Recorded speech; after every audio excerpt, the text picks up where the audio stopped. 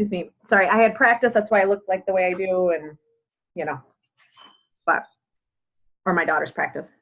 But anyway, okay. So we are finishing up the self-limiting belief from this month, and next month we're going to start on overwhelm, and there is going to be some threads of similarities through the two. As far like I will still be referring to things we've talked about this past month. So because we've kind of talked about this before, but just want to reiterate, anything that you've started, working on, it has to be consistent. You have to consistently work on it. It's not something that like, okay, this month I'm going to work on it, and then next month I'm working on something different and put it away. It's not going to change long term. It might change temporarily, but it's got to stick. So, I've suggested some different, routines you can start for yourself. You can be super creative and figure something else out. But create a routine to change those thought patterns. And a lot of it is, I hate to say, but it's like Pavlovian sort of techniques with like the mouse and the cheese, whatever. We're kind of like that. We've reinforced our behaviors over the years without even realizing it. Those negative thought patterns have actually served us in sometimes ways we don't know. They've provided a purpose, but now we have to recognize the negative force it's put on our lives and really feel it. We need to like feel the impact, the negative impact those negative self-thoughts have had on our lives. And so really getting clear on that's going to be important. So a check-in to kind of make sure that you're, got the baseline of everything that we've worked on over the last month. There's a few things that I want you to kind of do a self-check to see if you're clear about these things. And if you are, you're ready to kind of move forward with a routine, the routine that we've talked about, or maybe something a little bit different. Number one is, do you have a clear image of what pain you have caused yourself by those self-limiting beliefs? What pain has it brought in your life? And you have to be really clear about it. It's got to be like where it hits you in the gut or right in the chest. It's just like, oh. So that when that thought comes into your head, you're like, ooh, this is what it's going to do to me. I got to stop it, so that you're able to kind of stop that thought in its tracks. Before it kind of, how it goes, you have a negative thought, then it goes on to a negative, and then all of a sudden it becomes this big, huge mountain of negativity, and you're not sure how to get out of it. We've all been there, and we're not perfect.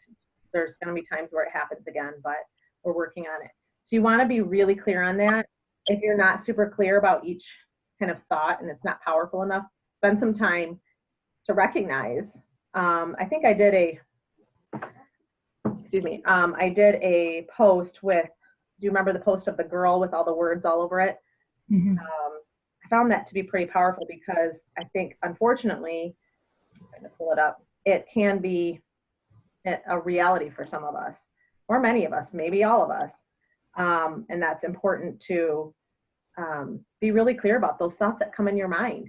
And even if it's you're at work and something crosses your mind and you notice it and you're like, it's like you snap it and you're like, whoa, oh, I do say this to myself. Sometimes we don't even realize we say certain things to ourselves because it's just become so natural. So be really clear on that. Number two, have you made it clear to yourself what positive impact that those empowering thoughts have? So you have to have a real clear understanding what positive impact it has on it, in the current and in the long term. We've talked about like seeing yourself a year from now, that kind of thing.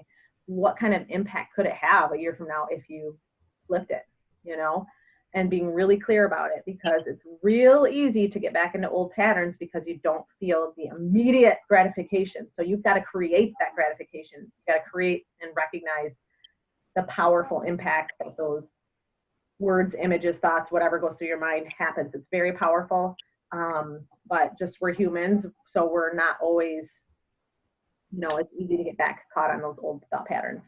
And then the last thing is being able to imagine, have those images, like this might be something you do in the morning, kind of imagine yourself in a situation. If you have a challenging situation you're dealing with at work, or maybe with a child or something along those lines, being able to in the morning imagine yourself being successful, being able to handle it strong and confidently, and kind of imagine what that looks like. setting that intention that I am going to confront this situation or handle this situation with grace and whatever it is you kind of identify for yourself. So being really clear about that. So taking one thing away from the big thing here is clarity, being really clear about the impact it has and the impact it can have if you get rid of it. And then whatever pattern you've developed for yourself, stick with it. And maybe you have to reward yourself somehow. Somehow keep yourself accountable. I'm not sure what that might look like, but in one of the Tony Robbins books I'm reading, he suggested doing a 10-day fast of negative thoughts. So being really intentional to wake up. You wake up in the morning, you're like, I'm really going to focus on that. So if a negative thought comes in, you're intentionally noticing it and pushing it away or replacing it. More importantly, replace it with something positive. So that might be something you can try. That's something I'm kind of toying with. I feel like I kind of naturally sort of keep the negative thoughts away, but as I've been thinking about it, I noticed, I think about this negatively. I think about this negatively. How can I switch it? It just got my mind kind of thinking, what can I do differently? Just to kind of think about things a little bit different. So those are some things to ask yourself moving forward and sticking with it. So questions, comments, thoughts, where are you guys at with, and I know I've talked to you guys all privately, but where do you feel like overall you're at with those self-limiting beliefs and where you are moving forward? Progress. Good. Okay. Yeah. So give us a specific, like, is there a situation where you noticed, or is there something in particular that you've been able to kind of intentionally? Yeah, this week, particularly at work, has been really, honestly, it's been a shit show. It's terrible. And it's not anything like directed at me. It's just everyone's feeling it. Mm-hmm. And so it's very easy normally to go to keep all of those negative and all of that sort of thing. And I have found myself going, no, but this is a good thing. Like these are these positive things coming out of this. So, and I even had to do it first thing this morning. I woke up and it's like, just get through today. And it's like, nope, you can't start out that way, because then it's going to be just sludging through today. So, I'm slowly getting there, trying very hard to make sure it's a routine, whether it's writing it down, like having my notebook next to my, right next to my bed, or I tend to write things on my bathroom mirror because I'll see them first thing. And I just leave them up there because it's just me and who cares? So then I can just like compile. And it's a nice visual for me. So I love it. That's awesome. That's what I'm talking about, being creative with how you do things. Another idea, and I've talked about it like maybe a few months ago in the group, but setting a timer on your phone, doing check-ins, like an emotional check-in. You do it in the morning. You're intentionally, okay, I'm not going to go into work with this getting through the day. I'm going to go in. I recognize it negatively, but I'm not going to let it absorb into my being. I'm going to intentionally smile and enjoy whatever is going on in the day. And then maybe like at noon, you set an alarm on your phone, or maybe 10. Check in. Have I been intentionally kind of knocking the negativity away and focusing on the positive? What am I doing? So sometimes those check-ins can be helpful because you know how the days go. All of a sudden the days go and everything went out the window because that's life, right? And so it's hard to change those patterns. So that might be something to try as well. So that you can keep yourself. So that's a way to keep yourself accountable. How about you, Jen? How are you doing? What was the question again? Well, just in general, how you're doing, how you feel like you are, in general with some of those self-limiting beliefs that you identified. You identified some very specific ones. Yeah. So I picked one. The one I picked was no one likes you. And I just thought about some things like that have happened this week that obviously are the opposite of that idiotic belief. And I wrote them down, so I just kind of keep referring back to them like, oh yeah, that is true. And like one that stood out to me the most is I just had a 4 days off from work, and there were several residents, the ones that are with it, who like knew that I was off, and they were happy I was back. That's awesome. So like that was one of the things that I put down, like, because that really. Yeah, absolutely. When those things happen, notice it, write it down. You know, that's another thing you could do instead of like at night, I'm going to write down all the things. It might be just you got a notebook in your purse. I mean, it may seem silly, or it might be in your phone. You can do it in your phone too. Like, no one needs to know what you're doing. You know, it's a good thing to refer back to when it happens. And what it's doing is, because you're focusing on that particular no one likes me, you're paying attention to the evidence that proves the opposite, that people do like you and that you have value and that you have all these different things. And I would include your kids on that too. Like evidence, you know, things that your kids do to reassure you that they notice. Now that's always harder sometimes, because especially at the ages our kids are at, but include anyone, not just like peers or work people you work with, but anyone, you know, and keep adding to it, build it. Because after a while, you're gonna be like, holy cow, like this is huge. And it will knock you over. And as far as knock your old belief down, because there's evidence there, it's proof, you know, what your empowering belief is. So that's awesome. I'm glad that it's helped a little bit. But like I said, this is like, there's no magic pill to anything that we're doing. But the process is what we have to also recognize. We're not looking to an end date. We're looking to also have some grace along the way, that we're going to find little more pockets of joy. Not that we're all sad, depressed people, but we do go through moments where we're sad and depressed, and when we're having a struggle, we're on the struggle bus. And then we have moments where we're up here, but being able to have more pockets that are up here than they are down here. So recognizing that's never going to be perfect, never. Till the day we die, there's always going to be something we're working on. So, you know, also just enjoying the ride too. Like, this feels good when you recognize those things and feel it and enjoy it. You know what I mean? Mm-hmm. So how about you, Tracy? How are you? I know we kind of talked about it, but is there anything you feel like you would like to share where you're at on your journey with this topic? Well, I'm just struggling with like finding the evidence with, you know, for like the empowering beliefs. Okay. Do you have one that you can share with us, and then we can work on that together? I guess I can just pick one. One that's really sensitive to you, maybe. They're all kind of sensitive to me. Fine. Then pick one out of the dark then. Okay, so how about I have something to offer and I have value? Because like I feel like I don't have anything to offer. Okay. And in what capacity of your life? In all capacities? Like, let's get specific. Well, like at work, sometimes at home. Okay. Is there one area you feel it most, or you just kind of feel it in all areas of your life right now? Yeah. Okay. In all areas. Okay. So what is the feeling you would like to feel? Let's talk about that feeling. If you felt like you were a valuable person contributing to your family and your work life and whatever other areas you are important to you, what would that feel like? Hold on a sec.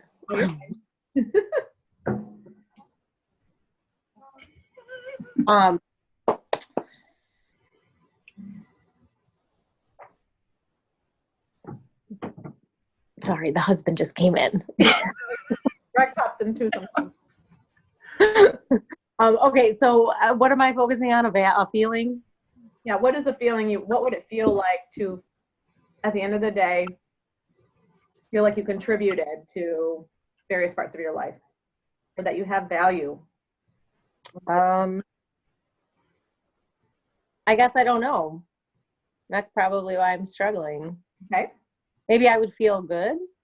Okay. Happy, maybe. You certainly would feel good. You probably feel a level of satisfaction. Yeah.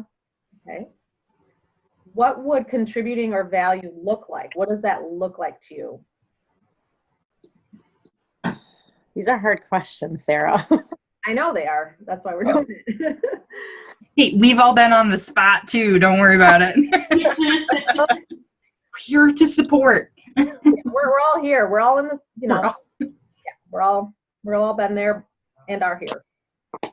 Should have picked an easier one. No, I think this is a kind of broad one, but a big one, because Yeah. you need to know what value is. What is value? What does contributing mean?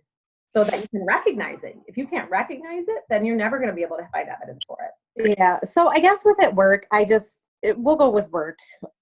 Okay. You know, I'm super burnt out, I think. Okay. Like, I was talking to my therapist and she just looked at me and she was like, you are just burnt out. Mhm. And I think she's right. Like, I didn't label it that way. So like, I just feel like I'm not contributing anything. Like I'm just doing my job, Gotcha. but I'm not doing it how I would normally do my job. You know what I mean? Like I'm just going through it to do it because I have to, because I need a paycheck. Gotcha. You're not feeling the joy out of it. Was there a point in your life that you felt that you were contributing? Yes. Okay. When did that start changing? Well, it's been off and on for the last probably 4 years. Okay. But it's gotten really bad this last year. What was different when it was good? What was different about? Oh, I think it was just like the interactions that I had with my supervisor and my, like the overall boss of us. Like I felt like what I was doing mattered. I felt like they noticed like when I went more above and beyond, and that now it's just expected that anything that needs to get done is going to get dumped on me. And there's like no thank you. There's no, hey, you're doing a good job. There's nothing. Gotcha. I talked to if I have to finagle budgets or, whatever. Gotcha. So that words of affirmation is really meaningful to you. And Yeah. I think probably all of us at some capacity, right? It makes a big difference in the work life. So when you're talking about value, you are placing a lot of, and this is no fault, this is not a blame thing at all, but I am recognizing that you place a lot of your satisfaction into other people's hands. Like you're not going to feel like you're valuable unless someone says something to you, instead of, I did this is valuable, I have contributed.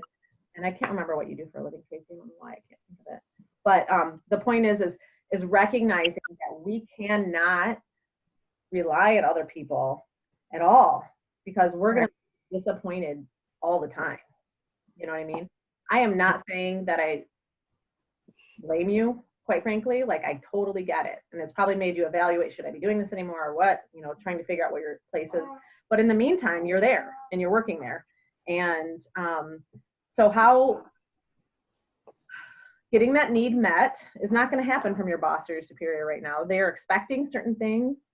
There's no thank yous. You do it or you don't do it. They're not going to give you a whole lot out of it. So, so let's talk about your behaviors. What are some things that you do that is good and that is making an impact? I guess I don't understand what you mean. Like, what do you mean? Remind us what do you do for a living? So I'm a health educator. I do a lot of different stuff. I sit on a lot of committees and coalitions. I do a lot of strategic planning. I do a lot of goals, objectives, work plans. Okay. Like, yeah. Okay. Anything is different. Every day is different. Got it. Okay. Mm-hmm. So you obviously are in a helping field of some capacity, even though you're kind of like in the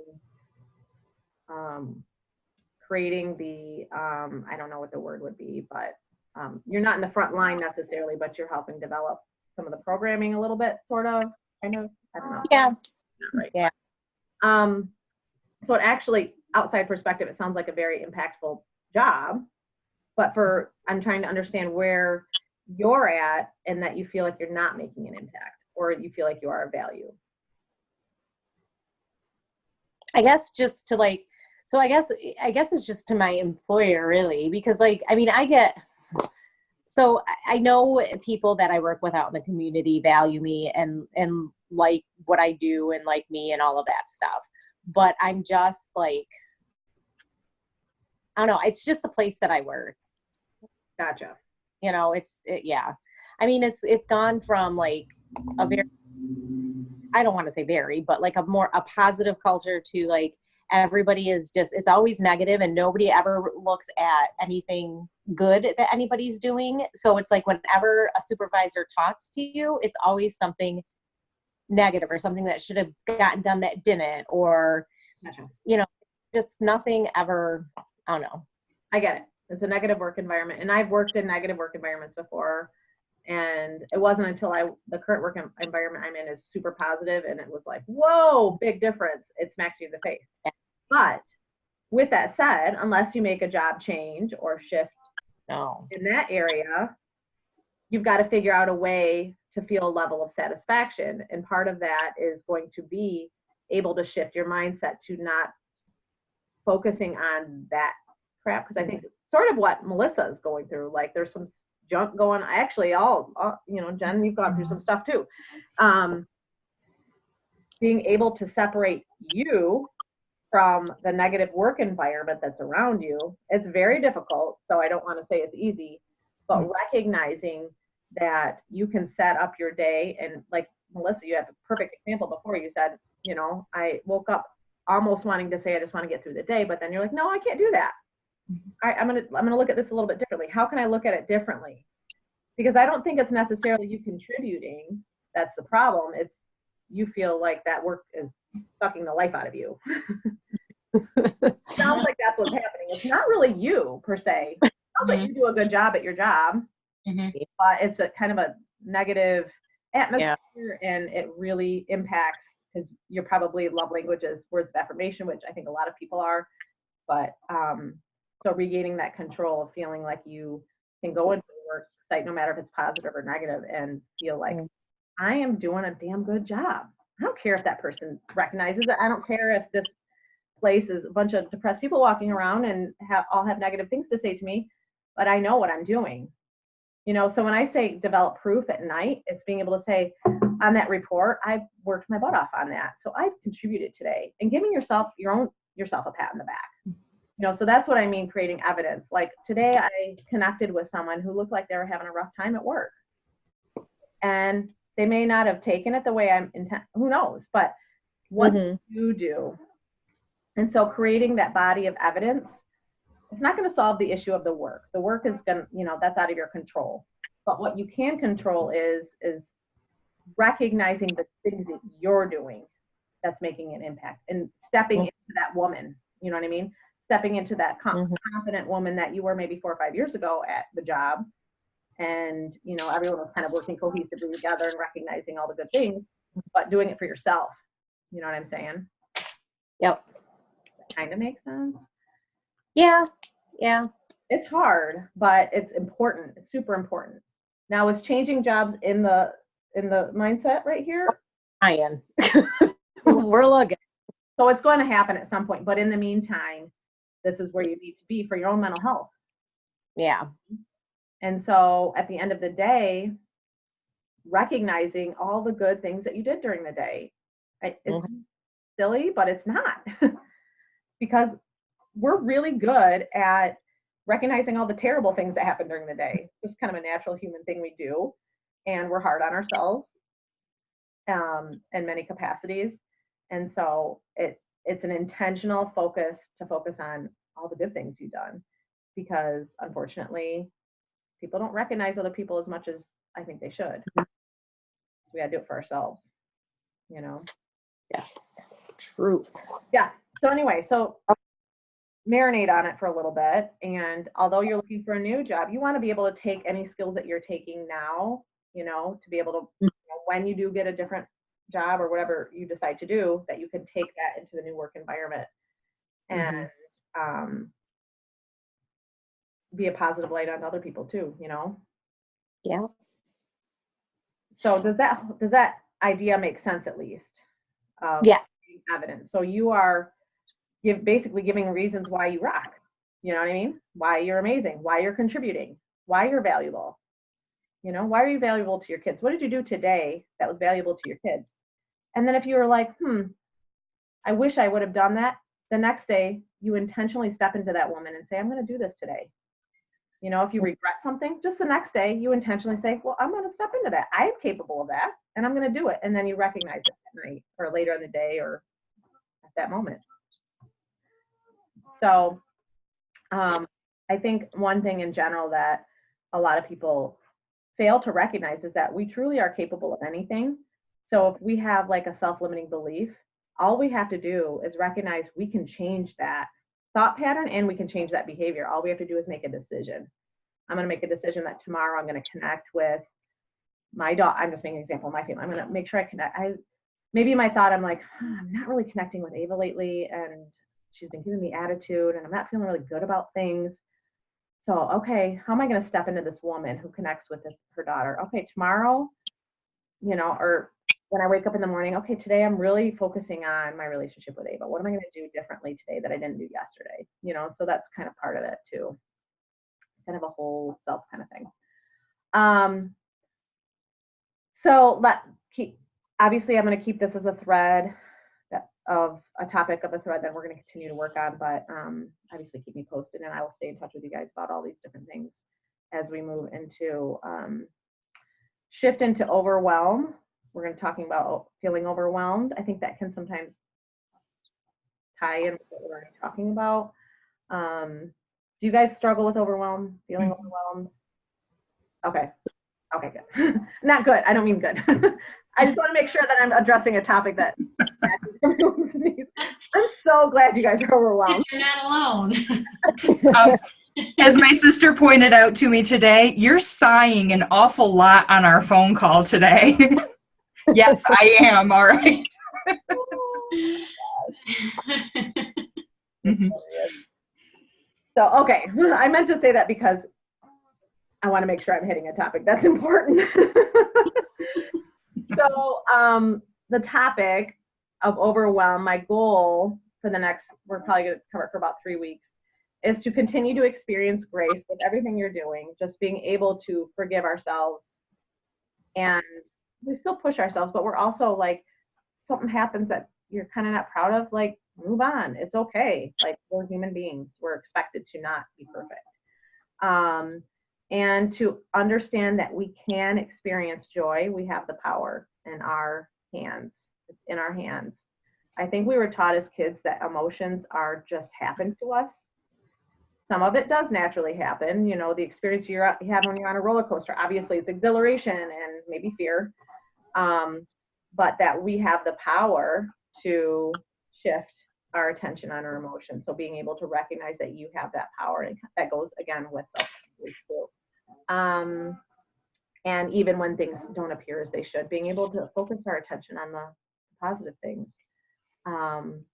It kind of being able to notice, I should say, being able to notice the things maybe we didn't notice before that were already there, if that makes sense.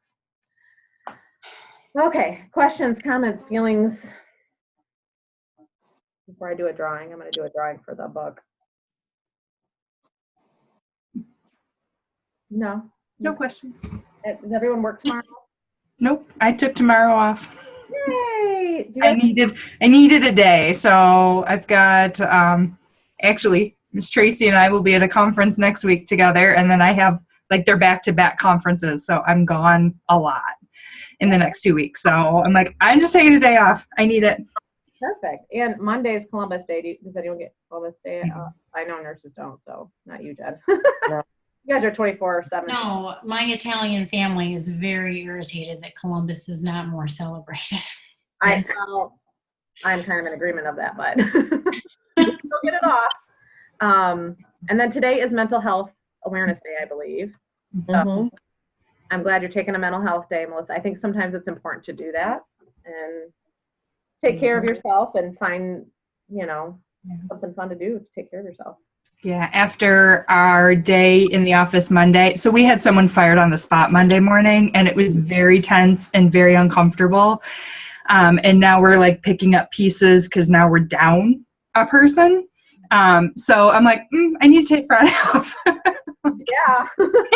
I need to decompress myself. So. Jeez, that's crazy. So they had to leave and no 2 weeks notice or anything like that? They were Monday morning. She was fired on the spot. So we process applications and do lead-based paint removal, especially for children who have been lead poisoned. And we found at least 22 applications of kids that had been poisoned that she never processed from the last 8 months. Oh, okay. Yeah, that's a problem. So, yeah, it was a huge problem. So it just wasn't, I mean, that's not just getting behind. It was just ugly. It was not, and everyone's still kind of processing, like, how do you do that? What, we're in this job for a reason. How could you do that? Right. So That's negligence. That's gross negligence. absolutely. Okay. Yeah. Yeah. Wow. Yeah, that's a lot to process. Mhm. So yeah, good for you for taking a day off. Okay, so I'm gonna do a drawing. Who has read The Shack before? Mm-mm. None of you have read it. Have you seen the movie? Mm-mm. It's like one of my favorite books of all time. It is written by a guy, William P. Young, and he went through some very tragic things as a kid, very tragic things. If you read, you can Google some information on him, and went through a lot of like trauma, a traumatized person, and how he found, like, he was brought up with, learning about God and Jesus and all of those things, but it was very unhealthy the way it was done and how he was handled. So anyway, he now is an author, and he wrote this book, The Shack, which it is about how to look at tragedy a little bit differently, and how to look at God and our experience with, our personal relationship with God a little bit differently. Some of it's a little bit out there, like, wow, I never thought of it that way, but I couldn't put the book down. I thought it was a really good, positive. It's not totally related to what we're talking about. It will be somewhat of a pleasure read, but also you'll take some ahas away from it. I've watched the movie, read the book twice, and I always take something new away from it that I can learn and apply in my own personal life. So anyway, so that's the book I'm giving away. I'll order a new one because I'm keeping this one. And so I based it off of the people who have engaged in the group. So earlier today, I went and checked on the engagements and the people that hopped on our calls. And so every time you hop on, you get one more name in the bucket kind of thing. And so put it in my phone here. Whoops. I accidentally called my sister. Whoopsie. She's going to call me back like, what? What's up? All right. So I'm going to do a drawing here for the free book. And it is going to go to Melissa. Yay! So I'm going to mail you a copy of The Shack. Hope you like it. Just a little freebie, kind of fun thing for you to enjoy. So that's that for tonight. So thanks for hopping on, ladies. I hope that you have a good rest of your week and weekend. And I will be connecting with you guys all soon. Sounds good. All right. Sounds good, ladies. Have a good night. Talk to you later. You too. Okay. Bye-bye.